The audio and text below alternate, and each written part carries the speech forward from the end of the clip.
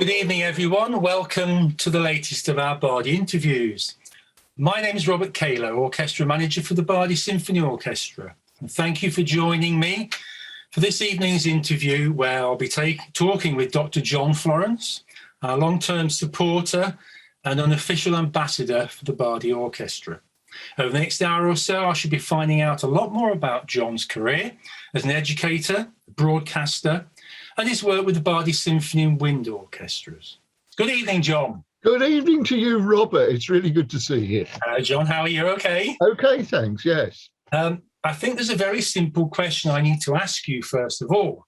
Have you ever been interviewed before like this? Well, I've been trying to think about that, and no, I don't think I have. Well, that's the first. In one sense, it's a rather peculiar experience, though a richly enjoyable one, I'm sure. Well, let's say it's been very interesting putting this together, hasn't it? Well, it has, yes. It's illuminating for me, certainly. Well, it's made me relive some memories as well. Yeah, and that's the whole point, isn't it? Yeah. And no, it was always, I suppose, one of our intentions, wasn't it, that you couldn't escape in this run of interviews. We would definitely interview you, yes. So we've got some lovely pictures to look at. Let's have a look at the first one to see there.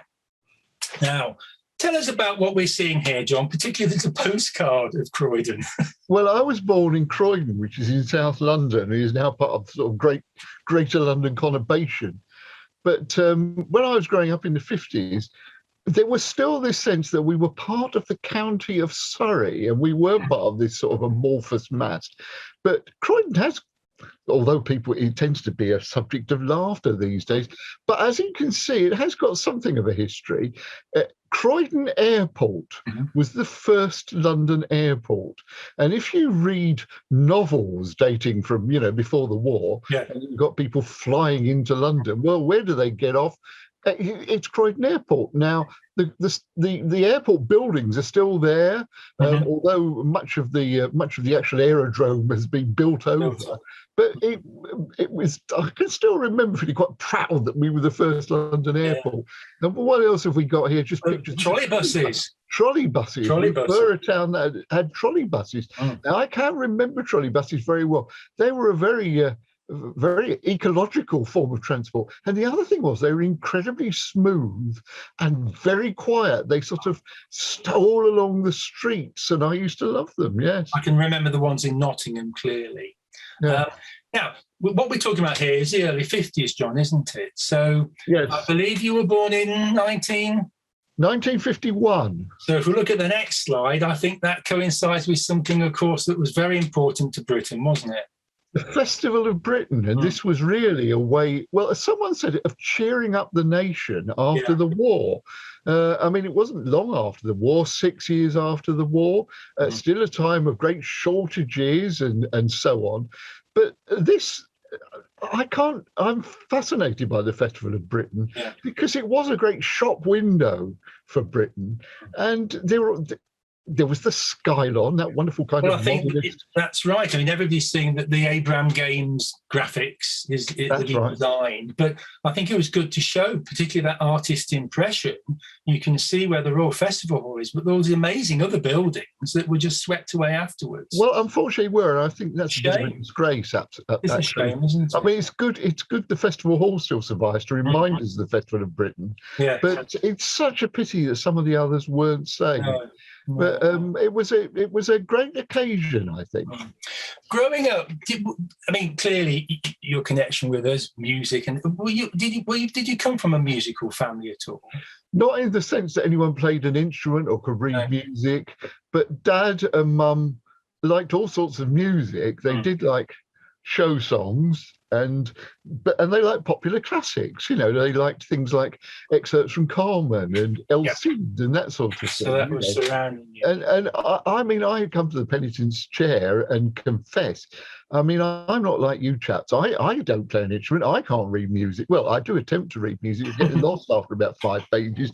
But I just like listening to music. I don't know very much about it, though I think I do know quite a bit about it in order to ask questions, but not. I think the next image we have will resonate with a lot of us from our childhood when we see this picture next, because there's dear Mickey, And that's Fantasia, John, isn't it? Fantasia, which Mum and Dad took us to on a number of occasions at the Fairfield Hall in Croydon. Yeah. And like for many people, Fantasia was an introduction to classical music. And the amount of work that film has done down the years must be quite extraordinary. And I think everyone had their favourite bit of it. And I think boys used to love the dinosaurs in the Rite of Spring. Yeah, we said, didn't we? I mean, that to put the Rite of Spring in a cartoon. A relatively new, very modern piece of music. Even though it was hacked to pieces, it has to be said,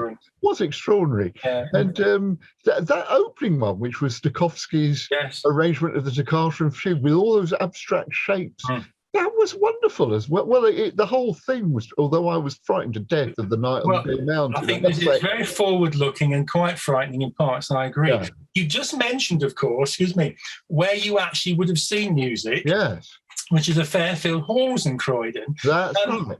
I gather, I mean, we're seeing there what must be the concert hall, which looks marvellous, but I gather there's other halls. Well, just two wings to it. The concert hall is in the middle. Yeah. And on the left, there was a theatre, or there is a theatre, although it's all closed down now, but we won't go into that. And that was the Ashcroft Theatre, named after Peggy Ashcroft, who was born in Croydon. And she came back and did a show, a Pinter double bill, which I took my mum along to, and was just electric. And on the other side, on the right-hand side, as we're looking at, there's the Arnhem Gallery, an art gallery. And in the 10th anniversary, I only found this out yesterday, for the 10th anniversary of the Fairfield Hall, Malcolm Arnold wrote a sort of a piece of music in celebration of this called The Fair Field. And I got hold of it yesterday and played it, and it was rather good. But I had no idea about that, and I can't imagine anyone's really heard of it very much. So this is the equivalent of De Montfort for me. It's the equivalent of the De Montfort Hall, and you can see how it's not unlike the Festival Hall. No, it's not, is it? Design, Yes, yeah. So you would have gone to see music there. What was the first record? Can you remember record? Not CD, record. Well, the first record that Mum and Dad.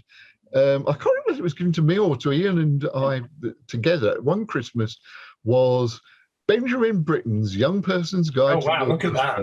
And there it is, the Ace of Clubs. The Ace of Clubs. With on the other side, the Prokofiev, Peter and the Wolf, with a very straight-laced Frank Phillips, who was a BBC newsreader doing the narration. But I just loved the Young Person's Guide to the Orchestra. First bit of Benjamin Britten I've ever heard, and isn't it funny? I still love Britten. Marvelous. And of course, that picture on the front, Mum and Dad always used to say, well, there's John and Ian, my brother. Yeah. I'm the one on the left and Ian's the one on the right. And I think perhaps we do look a little bit. It's a wonderful piece of 50s graphic design. Isn't it? And that could be David and me as well. Blame my mum. But we, in the early 60s, we always wore ties to school. 4 or 5-year-olds in shorts. There we go.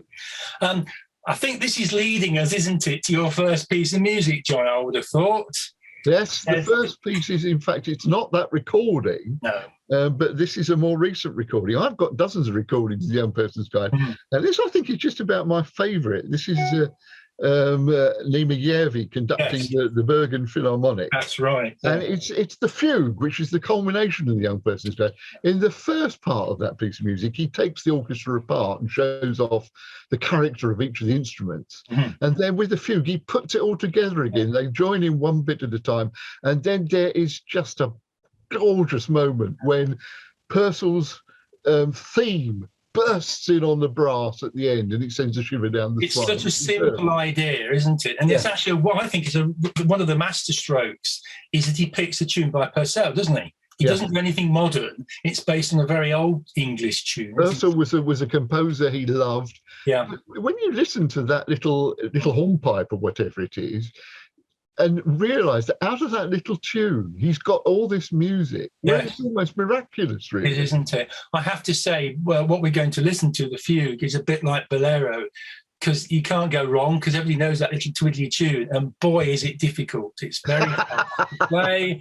And of course, certainly the lower brass, well, they do have it in the same sort of way, but not quite as fiendish as the poor old piccolo does at the beginning there. So yes, as you said, what we're going to see the cover here, it's Neeme, isn't it, in the Bergen Philharmonic to play. There we are, that's the front of that. So let's hear the fugue.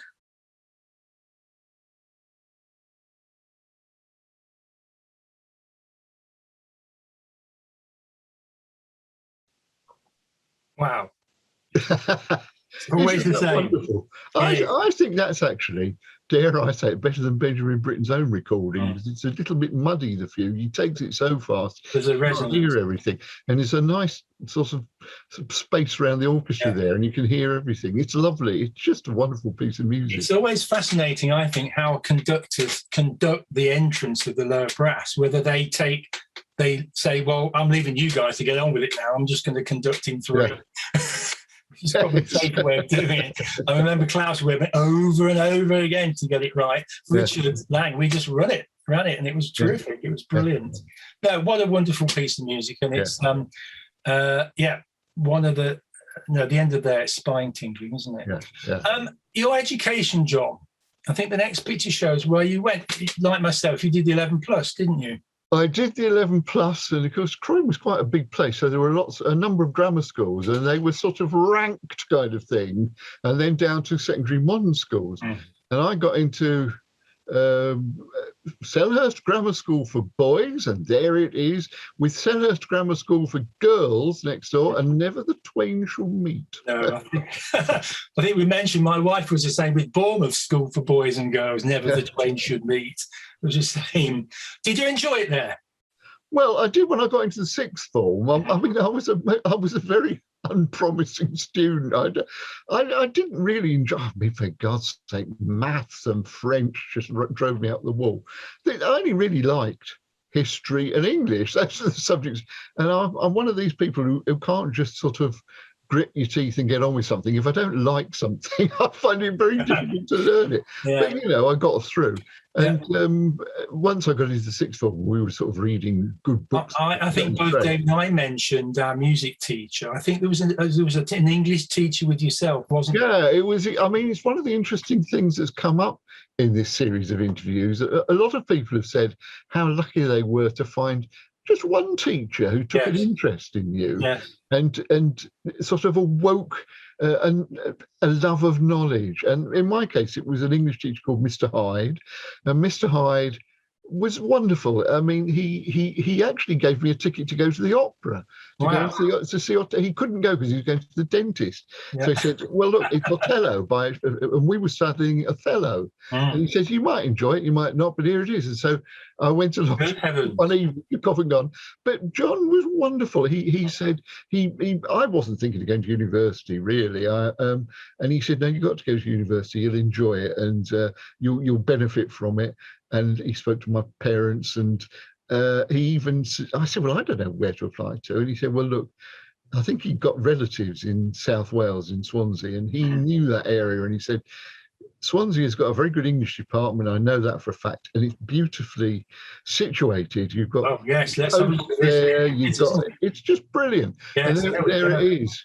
Top right-hand corner, you can see the main building of. Well, I think what we tried to find was a black and white photograph from the 60s to show good old 1960s architecture of this amazing campus right on the edge of the beach, almost. Right on the edge of the beach, and you could walk around the bay. It took you about an hour to get to Mumbles, which was a little village there, and then beyond that, you were getting out onto the Gower Peninsula, which I think is some of the most spectacular coastline in the whole of the country. Absolutely extraordinary. And when I was a postgraduate student and was there over the summer, well, that a day out at on the Mumbles on the peninsula was just superb. Yeah, I think we were Otley we go from Leeds up to Otley or Oakley, which was a nice go. John, let's have a listen to your second choice. What I thought was interesting when we've gone through this was that the first piece was a definite, that was one of the first things you heard. Now, it's almost like what we're going to listen to this evening is like musical interludes, that you like the music, it means something to you. That's right. It doesn't necessarily link. So tell us about the next piece of music. Well, the next piece of music is a Sibelius symphony. Dad loved Sibelius's second symphony, and he had the Malcolm Sargent recording of it. Wow. Yeah. And I loved that. And since then, of course, I've got to know loads of Sibelius, not just the symphonies, but the other works as well. And this I picked out the seventh simply because quite recently I picked up in a charity shop the Beecham recording of it, dating from, when was it, the mid-50s or something 50, like that. Yeah, 55. And I thought, this is absolutely wonderful. Yes. The wonderful thing about Sibelius' symphonies is, of course, that each of them sound different, but none of them could have been written by someone other than Sibelius. He was a real one-off. He was a real voice. He really was. And as I get older, I find myself becoming more and more impatient with Marlowe. He's often compared with, and loving Sibelius more and more. And Marlowe, who had exalted ideas about what a symphony should be, and Sibelius didn't, and just wrote symphonies. But there is something rather interesting. It's always struck me with him, Sibelius, Finnish, Nielsen, Danish. They have a very strong voice, Scandinavian composers. Oh, I think so too. And very distinctive. Grieg, of course, who we'll be hearing a little bit later on. Yeah. And it's true. I think that subconsciously I'm very fond of that kind of sound of the north. It's mountains and lakes and forests and cold, you know, it's great. Definitely cold, isn't it? It's the atmosphere. I'm glad David found the Karsh, the very famous Karsh photograph. By this time, of course, he's very, very striking pose, wasn't he, with his bold... My goodness me, you wouldn't like to meet him up a dark alley on a night, would you? I mean, Sibelius is such a fascinating, enigmatic and rather sad figure, because we can see him there, rather corpulent and bald, and he had a drink problem. Yeah. And for about, 30 years, more than that, he was silent. He didn't compose anything. That's right. Sadly, his wife watched him burn the Eighth Symphony and didn't write much, whereas Rossini went off to cook. I don't think he did a lot, which is a huge shame, because he's left this as the symphonic legacy. We're going to hear it's all linked together, but it's the famous bit in the third movement, John, isn't it? It is, and it's one of those moments where it's a little bit like the Britten, where, you'll hear the trombones come in. And let's have a listen to this. This is exactly it. It's one of the most amazing trombone pieces in the repertoire, isn't it? Let's have a listen.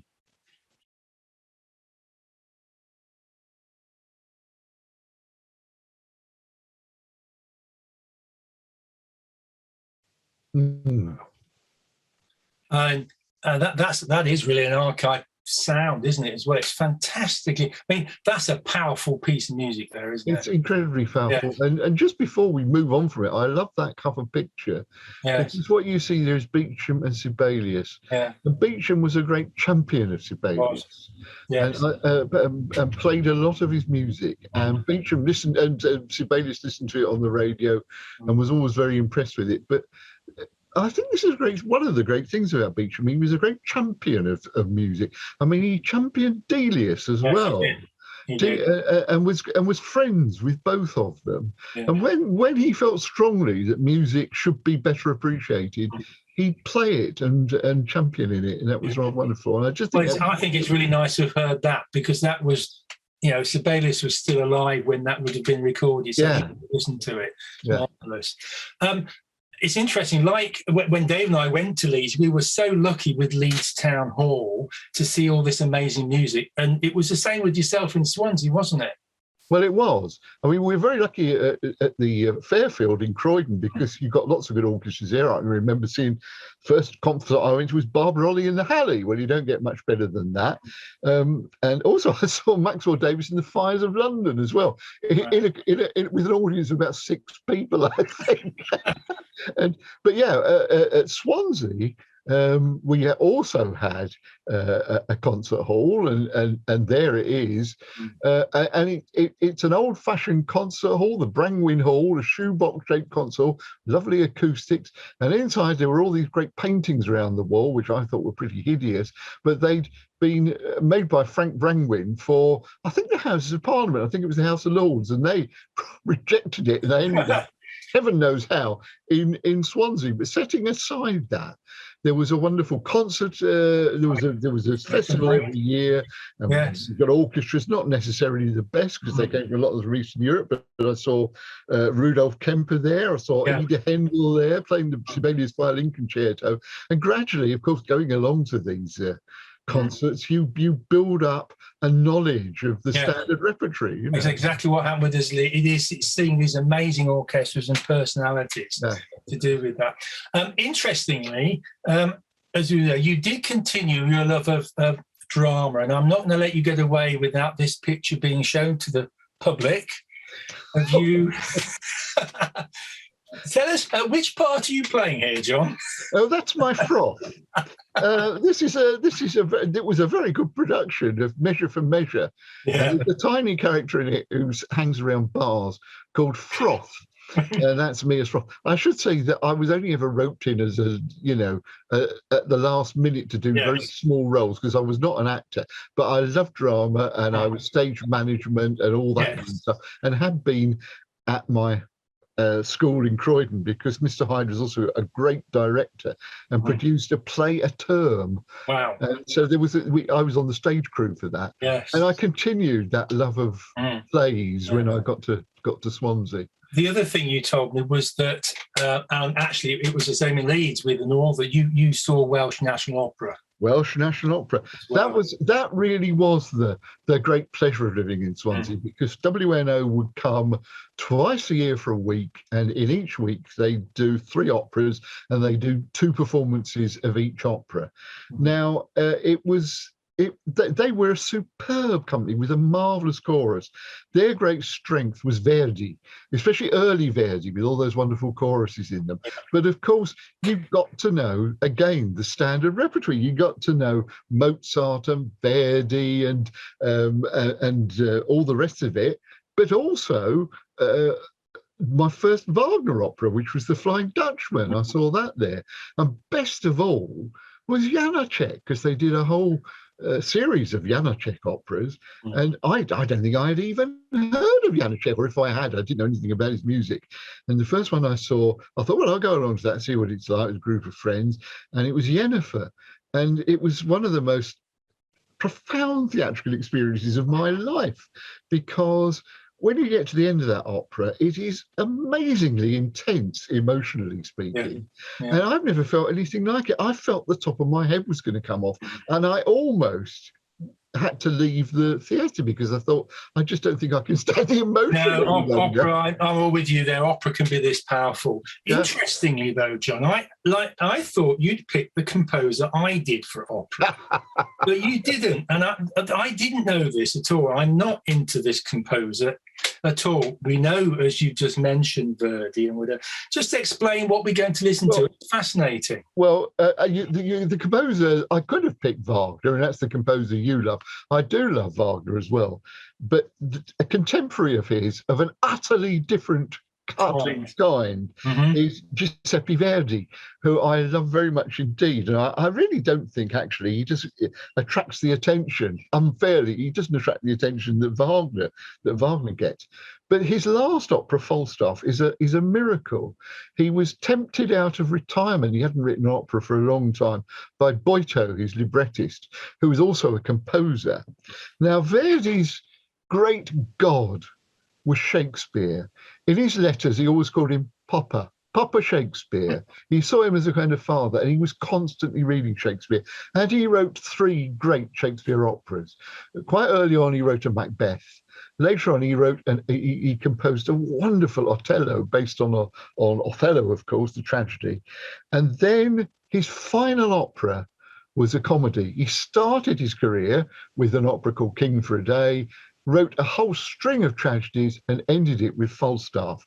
And he was 79 or something when he wrote this. But if you listen to it, you'd think it was written by a young man. It's quicksilver, it's lively, it's life-affirming. It's just wonderful. Well, this is the end of Falstaff, and it's a fugue, isn't it? It's a fugue, and it's after the extraordinary farcical mistakes of the whole of the action of this, which is very funny. The audience, everyone comes on the stage and sings about, well, he who laughs last longest. All you can really do with life is laugh at it. Well, let's have a listen. And that's what they're singing. Yeah, let's have a listen.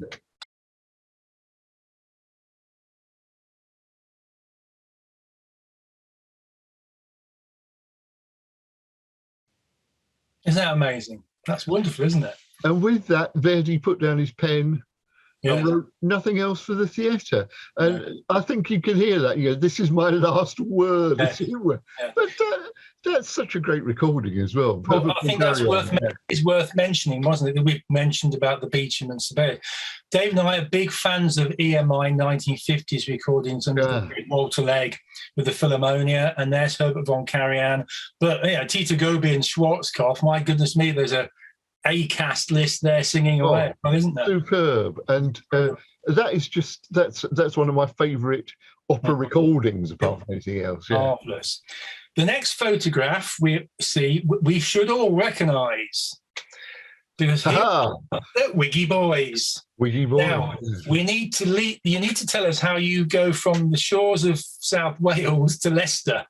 Well, I was in Swansea for the sort of perpetual student, because I did 3 years as an undergraduate, 3 years doing postgraduate research for PhD. I did a year postgraduate certificate of education and stayed on for a bit longer. And by that time, I got to know everyone in the English department very well. And I can remember one of the lecturers saying, "Look, Johnny," he said, "you really ought to be shaking the lava bread off your shoes at this point and getting away from here, because it's the kind of death of ambition." And well, I had to earn a living, and I thought, well, thinking again of Mr. Hyde, I thought, well, I'll become a teacher.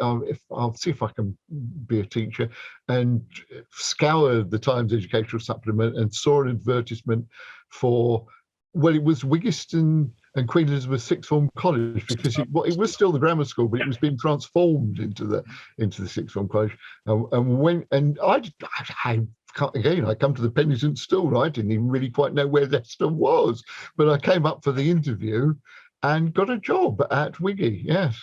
There we go. Now, the next picture shows that you continued to do as you'd done at university and from school, the drama. That's right. Well, the top left hand, where I'm gesticulating at the stage, I don't even know what show that was.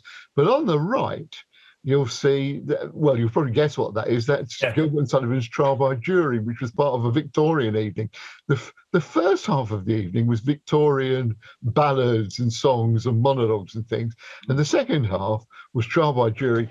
To be absolutely honest, we updated it to the 1920s because the costumes were cheaper, so it was posters and all that sort of thing. They do let you. That's the whole point of GNS. You get into whatever you want. Tell us about the bottom one. That's got an interesting. Well, the bottom one is that was a massive show called the Dracula Spectacular, which almost led me to a nervous breakdown because it was so big, but it was a triumph on the night. Now, the man you can see in the middle playing Dracula is Oliver Cam, and Oliver Cam is now a leader writer on the Times, a columnist of the Times, and he was a militant vegetarian in those days, and we used to joke with him, "You must be the only vegetarian vampire in the world," Ollie.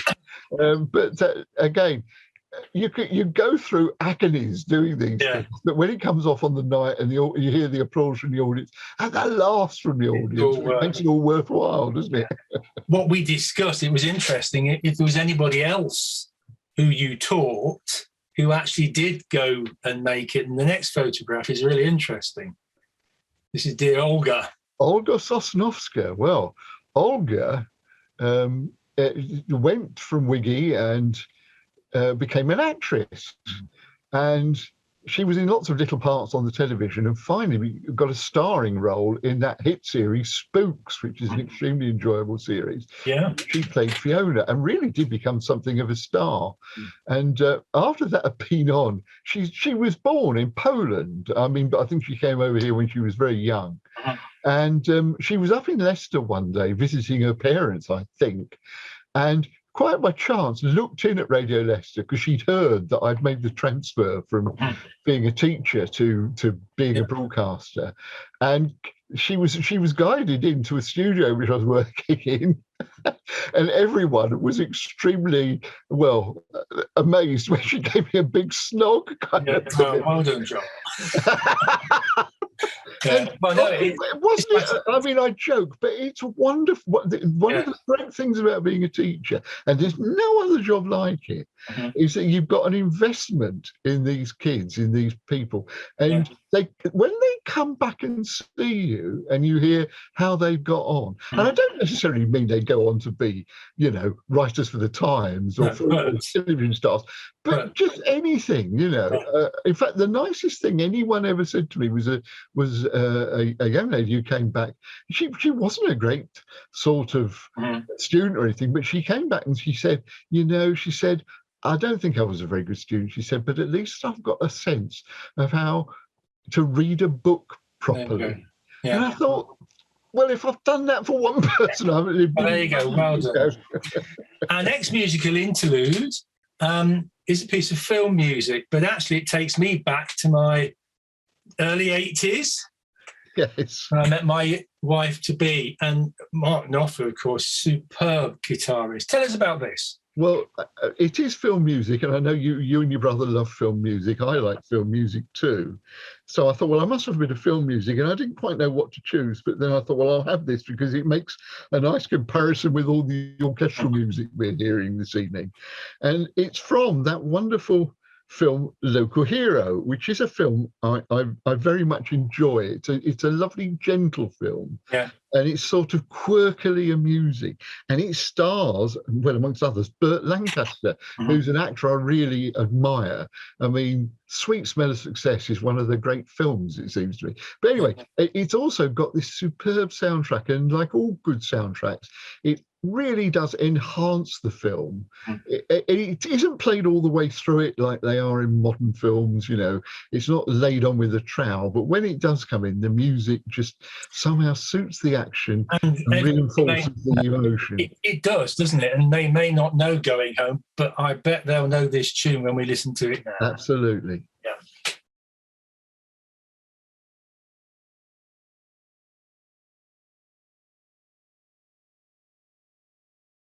There you go.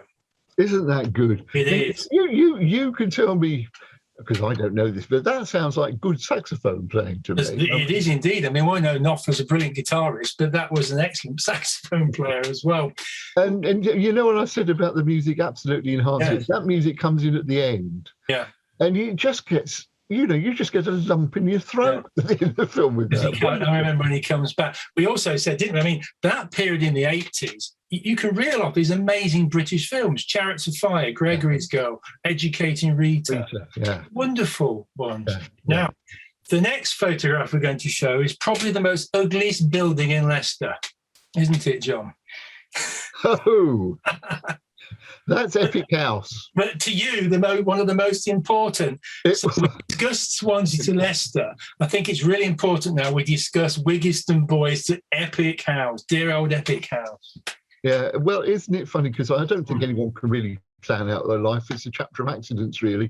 Yeah. And at Wiggiston, I was very happy teaching there. And a friend of mine from another school was doing an evening education program. We used to have education producers in local radio in those days. And the idea was, it was out in the summer term. The idea was that there were O-level English literature students sitting at home worrying about their texts, and you get a gang of teachers sitting around, 3 I think it was, around a table and discussing the text in question, one of the texts in question, one a week.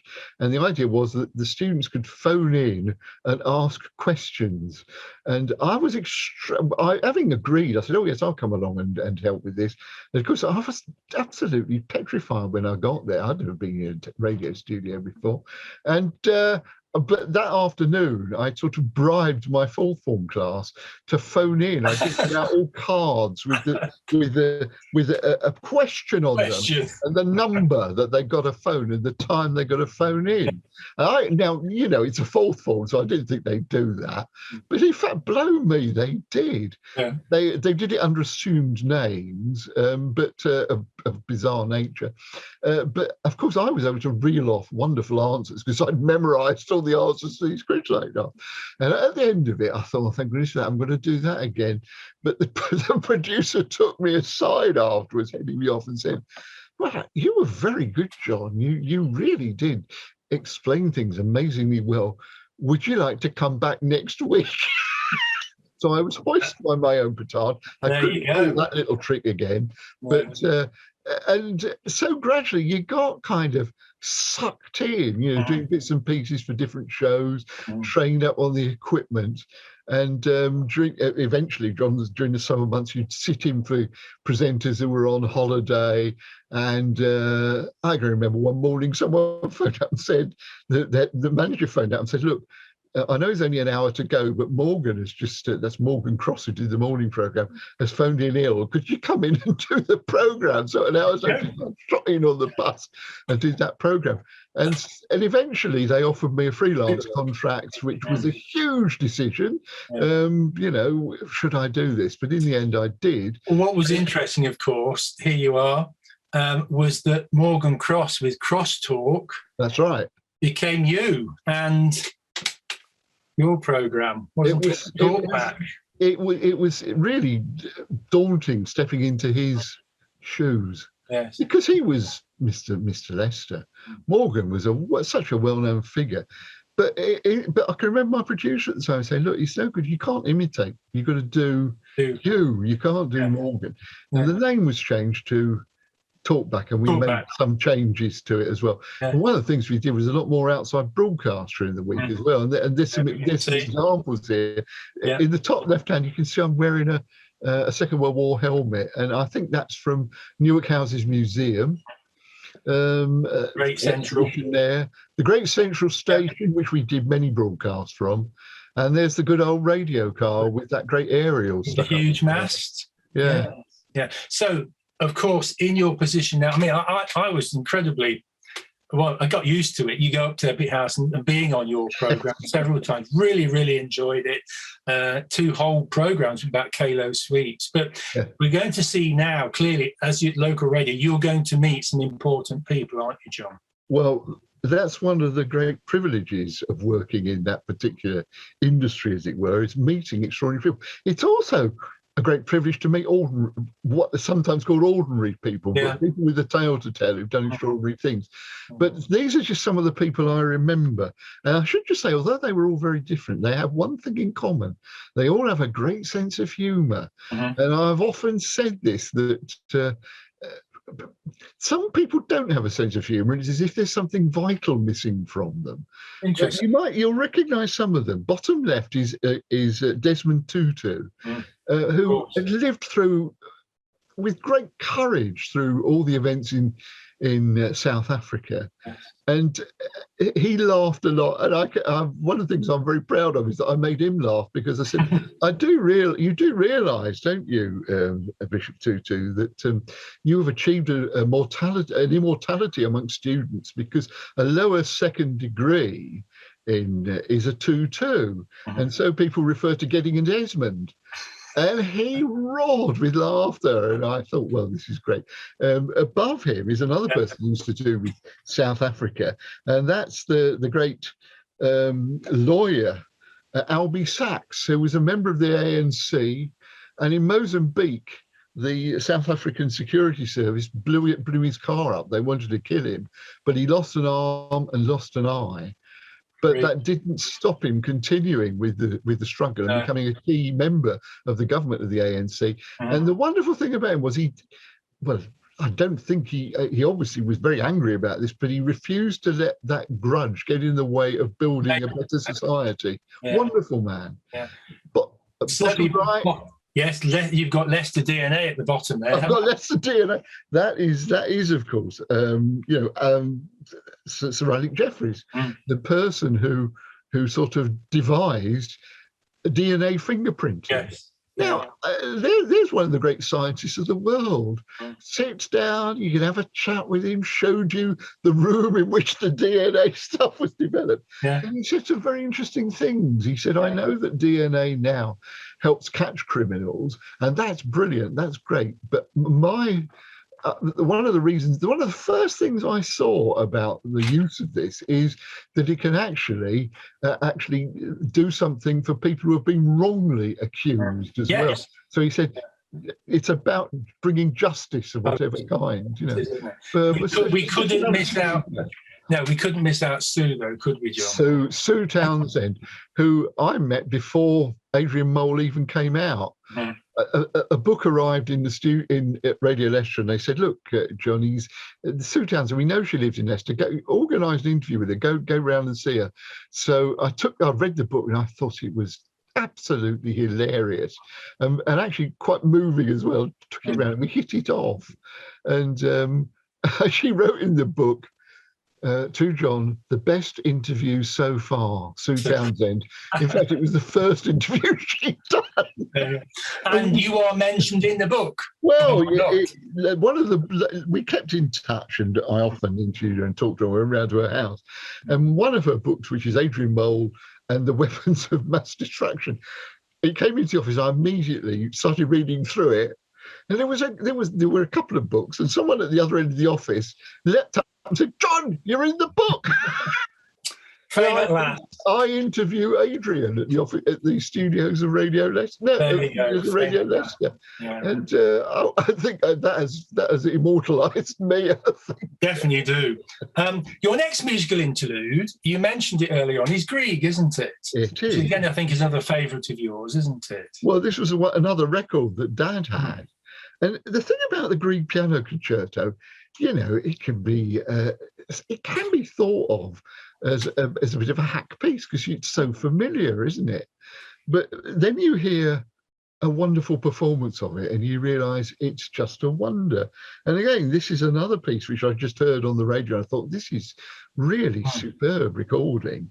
And again, it's another recording by the Bergen Philharmonic, who I think are a wonderful orchestra. Yes. And it's now let's see if I can get this right. I can't say it. Leif over Andsnaes. Andsnaes. And we're going to hear part of the beginning of the middle movement, the sublime slow movement. Beautiful. And just the way the piano edges in over that wonderful orchestral sound is just beautiful. Yeah.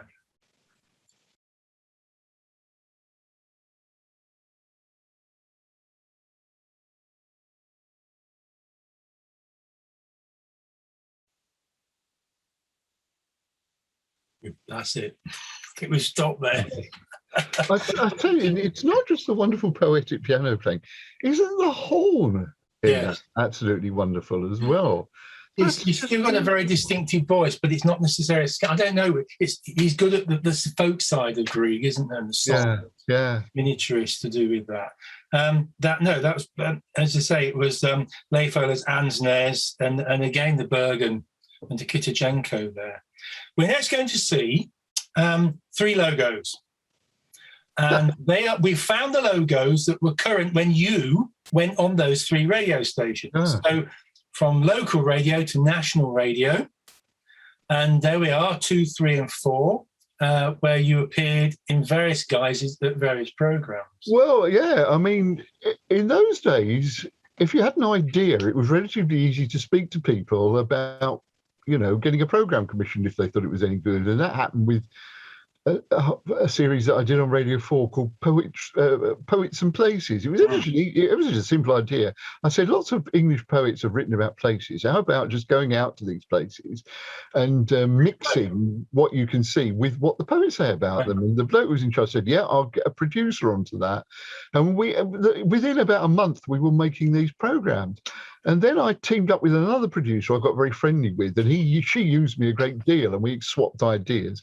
But then I filled in on a Wednesday morning for, what was it, midweek with Livy Purves, she was off. So I did that. And a lot of people heard that. And I got, as a result of that, to do the Radio 2 Arts programme on a Friday evening, often with Alan Titchmarsh. Well, we need to see where you did it next, don't we? Because this is a very famous building. Yes. If you're of a certain age, you know exactly where that is. I used to love going over there. I really did. Like Friday evening, you'd finish at Radio Leicester, rush off over there, and end up in Pebble Mill. And the Radio 2 Arts programme went out from 10 o'clock in the evening till midnight, and to sit in that place with virtually no one else in there, broadcasting to the nation, or at least the 3.5 people who were up, it was enormous fun. No, I mean, for those that don't or can remember, it is now completely demolished. Yeah. This was the home of the Archers. Yeah. Home of the Archers. Lots of things like the Brothers, big programs made there. Yeah, and it had its own program on a Saturday night. It was a huge place and really popular, wasn't it? You mentioned the Archers. One of the pleasures was actually the studio was on a corridor in Pebble Mill, which was called the Archers Corridor, and you'd walk down it, and there were chairs down each side, and there were the actors from the Archers sitting around nattering to each other with their scripts in their hand, waiting to go in and record their scene. It was wonderful. I always used to slow down walking through because you recognise the voices, but you wouldn't know the bodies out of which the sound was emerging. I mean, the next photograph confirms the two of you. Yeah, the original Anton Deck of radio. No. For your Friday night adventures. There's the man himself, Mr. There's the man himself. Well, we got on very well together. And one of the good things, people rather take the piss out of Alan, but it's desperately unfair. One of the sort of rituals of those Friday nights, you get all the scripts sorted out and written. And then there was still quite a bit of time before we started. And we would go round to the local Balti house for a curry. And with the producer and the researcher and the engineer and everything. And we'd sit there around the table making each other laugh. But invariably, people would come up and want to say hello to Alan.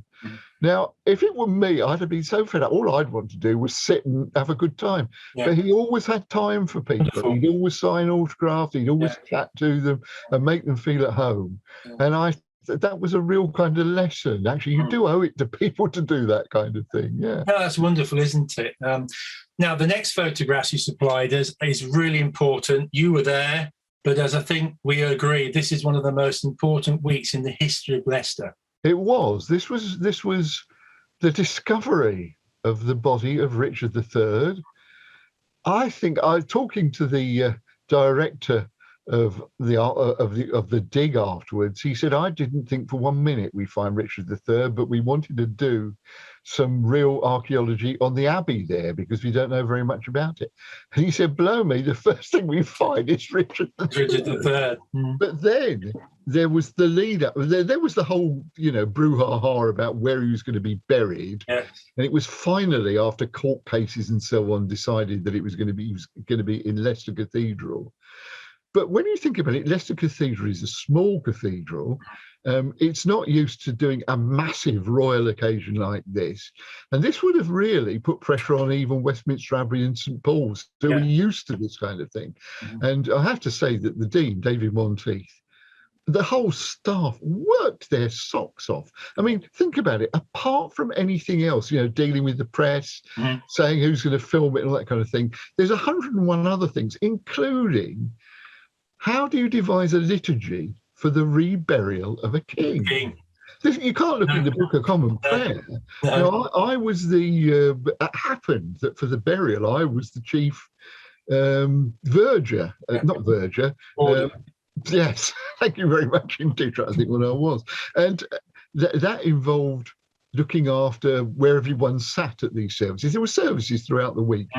And sometimes it was like herding cats. You get someone sat down and they got up and wanted to go across and have a look at the coffin and all this kind of thing. And and that was exhausting. At the same time, I was commentating for Radio Leicester for some of the things, and it went off amazingly like clockwork. I think it did Leicester proud.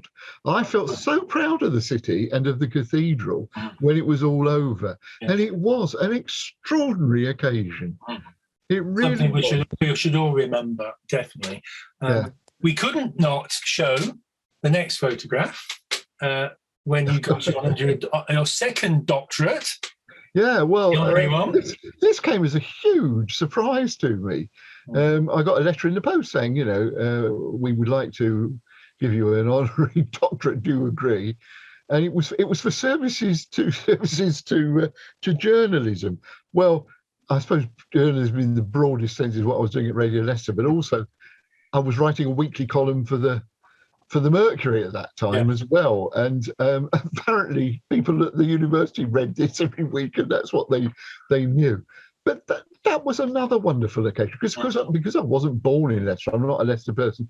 I really felt that honour made me feel as though I belonged there somehow. Well, I'm sure it was lovely. It was lovely. Yeah, we all do. Now, the next composer for your next little interlude is one of David and my favourite composers, Percy Aldridge Grainger. An Australian. It is now not 9 o'clock yet, so we won't go into dear Percy's private life and the character he was. We'll focus on the music. He was a genius, a very, very an amazing chap, wasn't he? He was a musical maverick. Yes, he's a one-off. Mm-hmm. Of course, he was very much involved in the sort of folk revival with Vaughan Williams and Holst and all the rest of them. Mm-hmm. But he did extraordinary things with folk music, and he didn't just do folk music, but also he wrote this kind of elastic music which could be adapted for any combination of instruments. And this is where you and we listened to the same piece, Molly on the Shore, which we're going to listen to. Yeah. This is the version for strings. Dave and I would have played it for wind band. Yeah. And he was adept at arranging for any ensemble to get it played. One of the reasons I've chosen this, I like Percy Grainger anyway, is that it's a piece that incredibly moving for me, and I don't know why. And it's Molly on the Shore, and it is an Irish dance tune, really. And I love the idea of Molly on the shore because she sounds such a wonderful, innocent person and a lovely person. And I always think of her somehow, the shore being on the west coast of Ireland. Yes, it's Irish. Donegal, or it says Irish, really. I think you're right. Yes, let's have a listen to Molly on the Shore. Let's listen to her. Yes.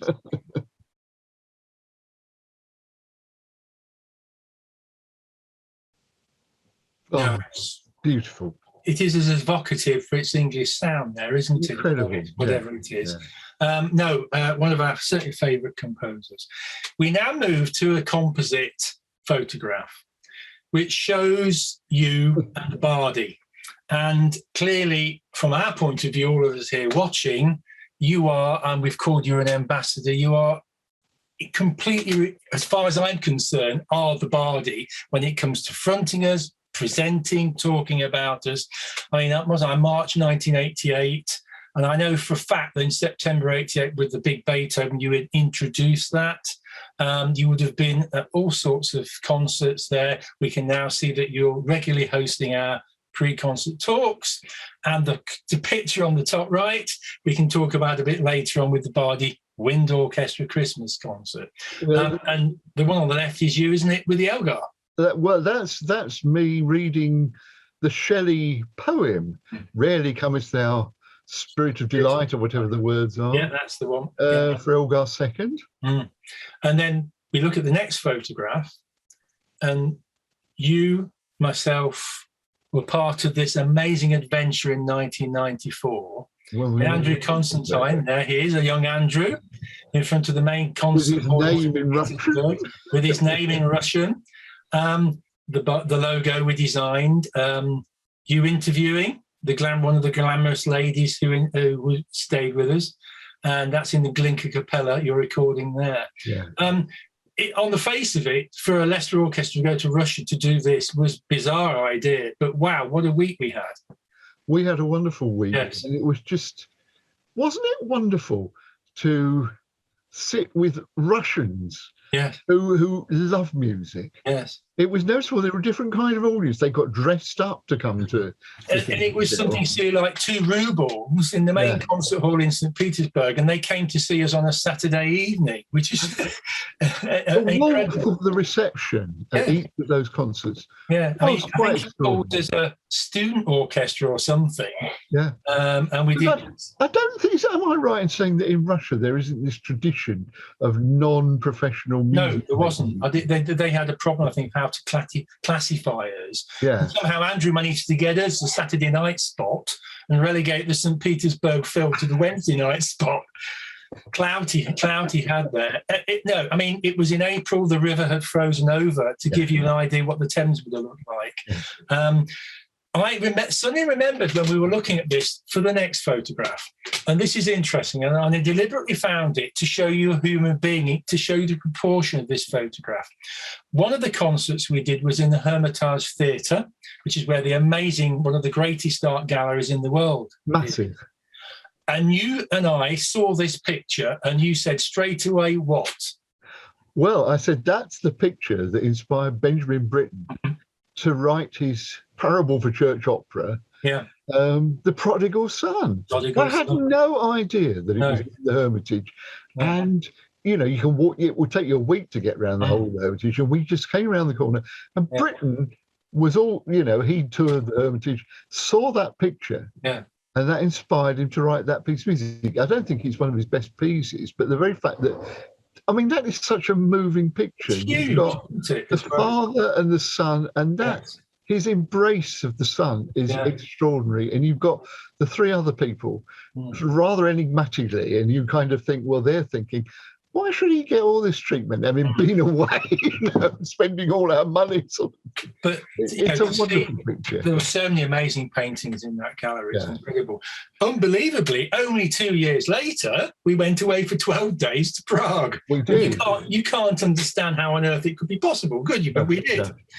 And those photographs, so again, you interviewing, you did a lot. I'm not quite sure why you've got the violin in the chair. I can't remember that at all. No.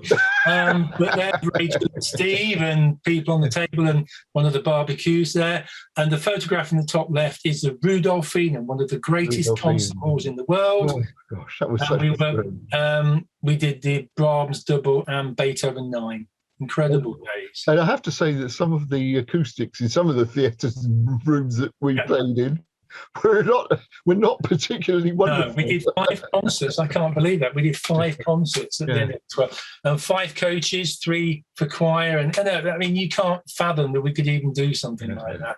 The next photograph, I think, is equally important to show that, yes, we performed this opera, John, didn't we? In Leicester, Das Rheingold, which is the first opera of the Ring cycle, the tetralogy. And again, a non-professional orchestra taking on something as big as that is really something. And it was a great evening. We made it to the national news because the De Montfort insisted on an interval. Which is entirely wrong, because it's a... Well, there you go. it's an opera in 4 scenes, isn't it? That's right. There's no interval. No. Wagner was turning in his grave at 33 1/3 revolutions per minute. But to be in an orchestra that big with the bottom E flat at the beginning for the line was just magical. And the last one, and I think we must show these 2, John, mustn't we?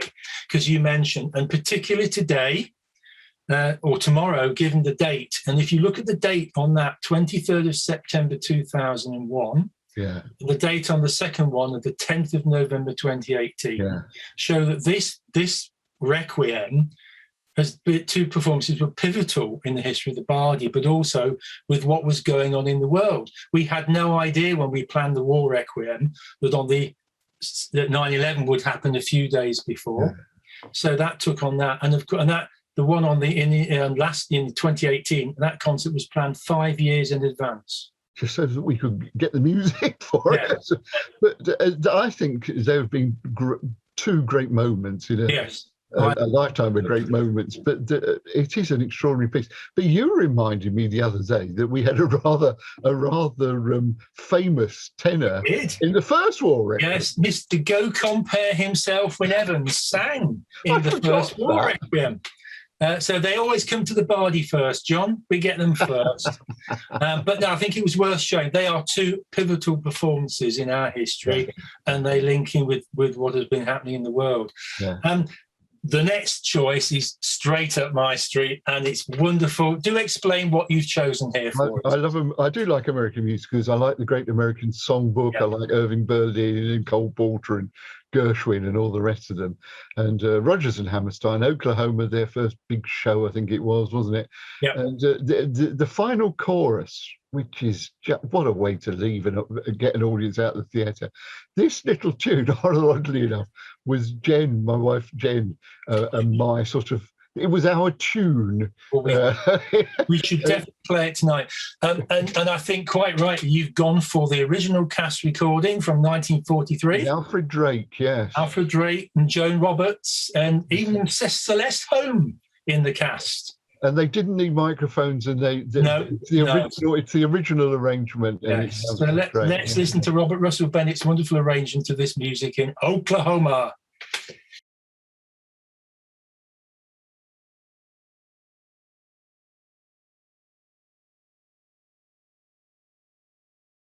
I'm so glad you chose the original. That's wonderful to hear that, isn't it? Well, I think so. And as I said, what a way to end the show. It's full. If you listen to that arrangement and the way the music goes, it's full of wonderful little details. Well, I've had the privilege to play that show with Davey conducting it, and it's absolutely marvellous. The music, you just get carried away. Yeah. Now, the next photograph takes us to the year 2000. Dave and I, having done about 5 or 6 years of the Bardi Wind in Holy Trinity in the summer, were persuaded to put on a Christmas concert. And we said straight away, fine, but we didn't want to do a carol concert. We wanted to do it in a certain way. And it needed somebody to sit and stand up and say some words as much as we do the music. We chose you, John. You did. And I'm forever grateful that you did. Because quite genuinely, I look forward to this occasion every year. It makes my Christmas. And all I have to do is stand up and read a few poems and things and listen to this glorious music. And I just want to say this now, that the Bardi has been a part of my life, as you said, almost from the beginning of the Bardi. And I have been honoured to be with this glorious group of musicians. Thank you. The wonderful music that you make and the enhancement you bring to so many people's lives, the enjoyment that you bring to it. I know that all of you thoroughly enjoy making music. I hope you realise what it means to the people who come along, because, you know, I can think of so many quite extraordinary evenings that I've spent in the company of the Bardi, quite apart from, you know, the friendliness of all the musicians and everything. So thank you. Well, we all enjoy it, whether it's the orchestra or the band, of course. The opportunities we've been given. I mean, I couldn't. If you told me in March 1988, which is what I said in my interview, that I'd done with the Bardi in the last 30 years is incredible. As much as it's a bit like the last night at the proms, John, isn't it? Half the programme is identical every year. Yeah. And that is one of the reasons they all come, because they're going to listen to it, music-wise, but what you say. And to David and me, I don't care what anybody says, let's see the next photograph, you must read Sir John's Christmas story. It's wonderful. And that's exactly part of why it's so good, our concert. Well, I love Beecham, as you know, and I'm a member of the Beecham Society, and I think the trouble is he's got a slight image problem, because people tend to think of him as just this rather eccentric fellow who turned up on the Parkinson programme, but he wasn't just a poet either. He was someone who devoted huge amounts of time and money and effort to preserving great architecture. He almost single-handedly changed our view of Victorian architecture. Yes. That particular statue, which I think is just lovely, is him looking up at the ceiling, at that wonderful glass ceiling at St Pancras Station, which he did so much to save. The idea that someone could want to do away with that extraordinary building is staggering. And of course, Beecham said, no, you're not going to do it, and did everything he could to stop it. And there he is looking up and admiring it. And that statue, I've noticed, whenever I go to St Pancras, I always make a point of visiting the statue and patting him on the stomach. Yes. It's got very. I'm sure a lot of people do. A lot of people do.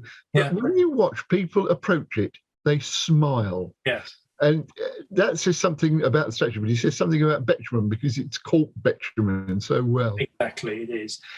So we reach our last piece of music, and thank you, John. You've picked part of a Bardi Wind concert for Christmas. Yes. And anybody who's been to this concert knows that it starts with one piece of music every year. Every time, yes. Christmas Festival by Leroy Anderson, the doyen of American light music, genius. But it's a great piece of music, isn't it? It's a wonderful piece of music, and I love it. When that music starts, a little bit of heaven descends. Yeah, well, Christmas luckily, we've got a film of it as well. We have. Christmas starts for anybody when we hear this. We haven't got the time to play it all. No. Again, thanks to Alan here, we have a wonderful piece of video. We'll start when we get to Jingle Bells. And I think let's sit back. We'll hopefully see you all at the Bardi Wind in December the 18th, the Christmas concert. But this takes us to wonderful times with the Bardi Wind Orchestra and Christmas.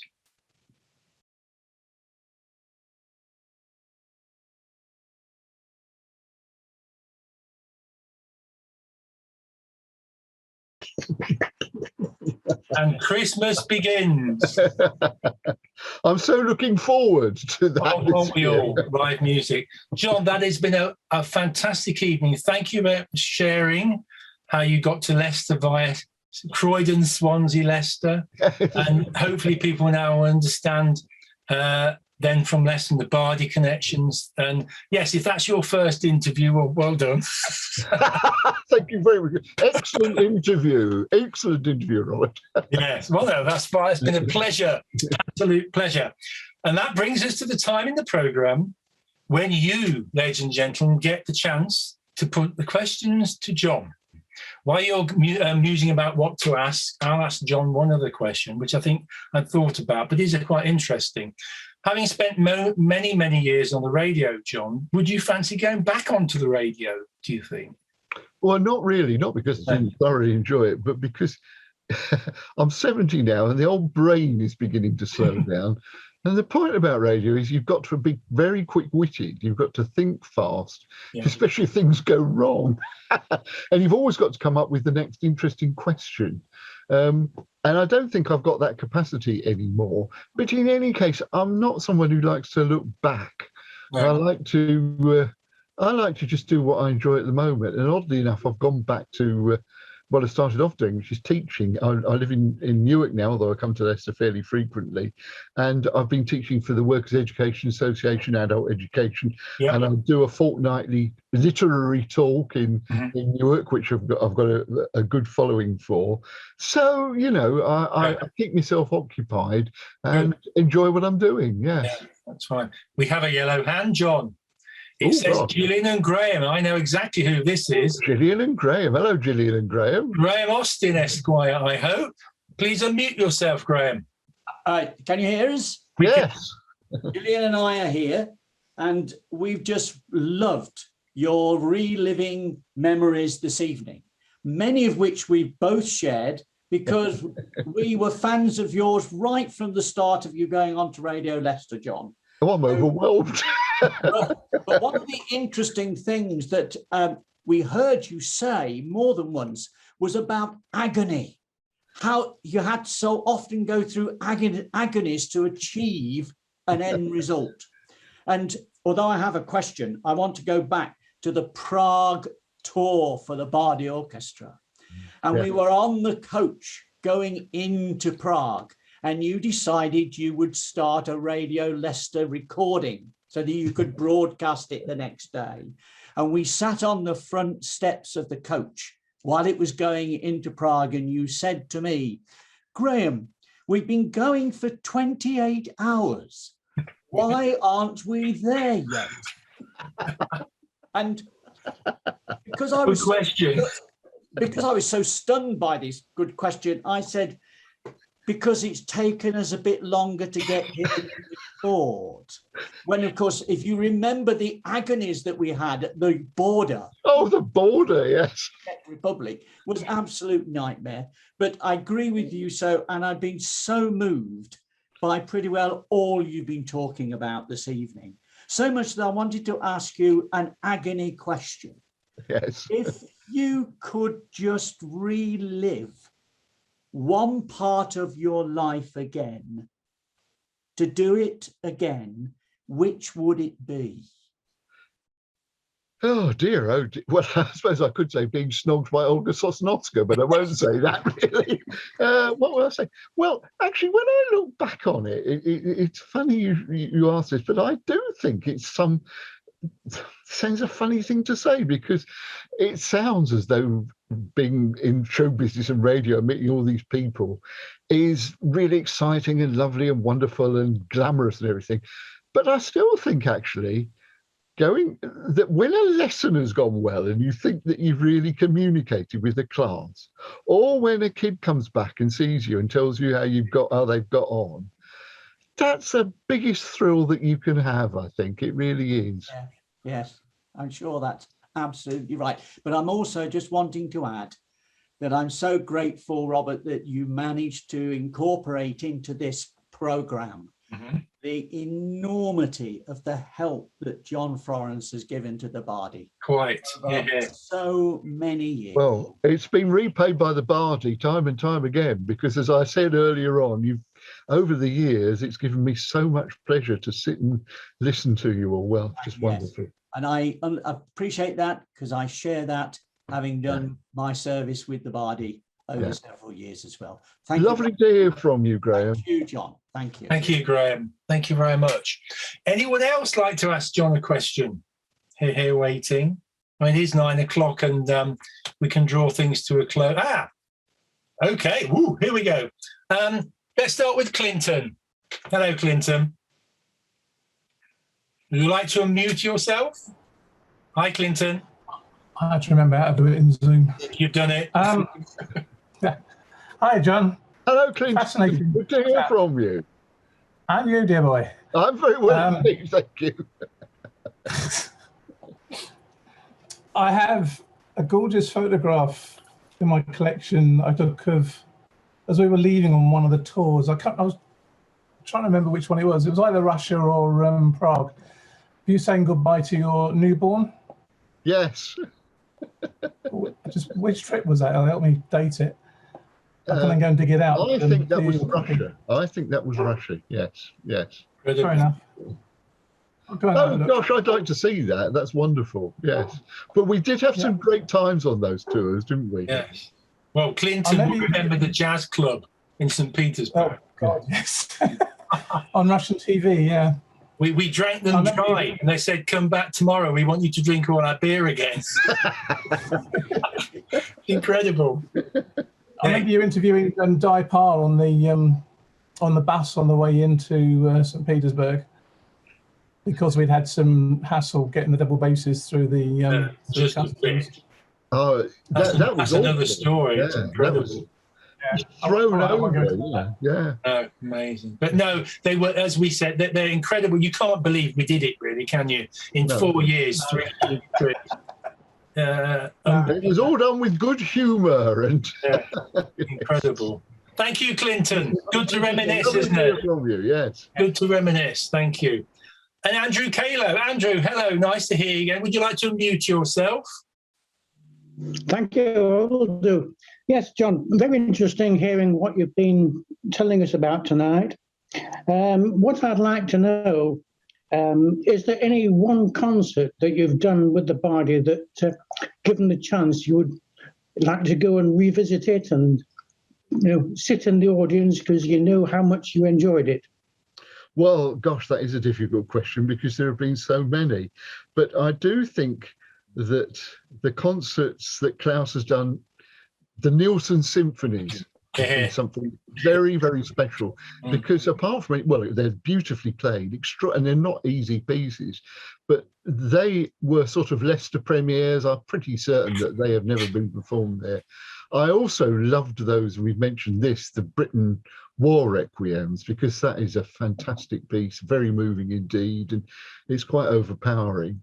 But also, you've mentioned this, and this is rather unusual. Quite early on in the history of the orchestra, you mentioned this, Rob, where every one of the Beethoven symphonies was played in one day. Yes. Now, by the time you got to the ninth, there were some very sore lips and but just to have done that, it was incredible. The most wonderful days of music making I have ever been privileged to do, from 10 a.m. and we finished 2 minutes past 10 p.m. with the last chord of the Ninth Symphony. Well, I think Andrew and Klaus, they deserve a round of applause. Without them, the orchestra wouldn't be what it was, what it is. And both of them are sort of genius conductors. We've been very lucky to have just the two great conductors through our period. Andrew, that's lovely to hear from you. Thank you very much for asking that question. Really appreciate you ringing in. Quite all right. Yeah, we'll speak to you soon. Okay. Bye. Yeah. Thank you. Ladies and gentlemen, I think that should be about it, I would have thought. John, what can I say? Thank you very much. Thank you. Thank you for taking on and for doing the first five. The gang of four got together in the new year, didn't we? And we thought this might be a good idea to do, and we did it. And thank you for hosting them, the first five. And I really appreciate you doing this one as well. It's done very, very well. Thank you very much. We normally then say about the next one, but this is the stop at the moment now for the six we've done, because, and you're seeing on the screen here, that the Bardi Symphony Orchestra season is starting, and the Bardi Wind at Christmas as well. Sunday, the 10th of October, with the Saxon Organ Symphony is when we start. We're trying to get back audiences in the wonderful De Montfort Hall. We want to do full concerts, and that's our concert season. Please go and have a look at the website, the Bardi website, and De Montfort's, and book tickets and come and see live music with the Bardi in De Montfort Hall. We'd love to see you there. And then my thanks to the technical team. Alan, of course, and David behind the scenes there. It says me as well. And Johnny's always part of that as well, because he does all the bits as well. There's the four of us. But thank you very much indeed. And thank you all for watching, and not just tonight, but the other five as well. It's been wonderful to have so many of you come on board during this period where we couldn't play any notes of music. But thank you very much for attending. If you go to the website, you can see the other five, and by the end of next week, hopefully, Johnson will be on there as well, and you can see all six and have a great time watching them again. Thank you very much.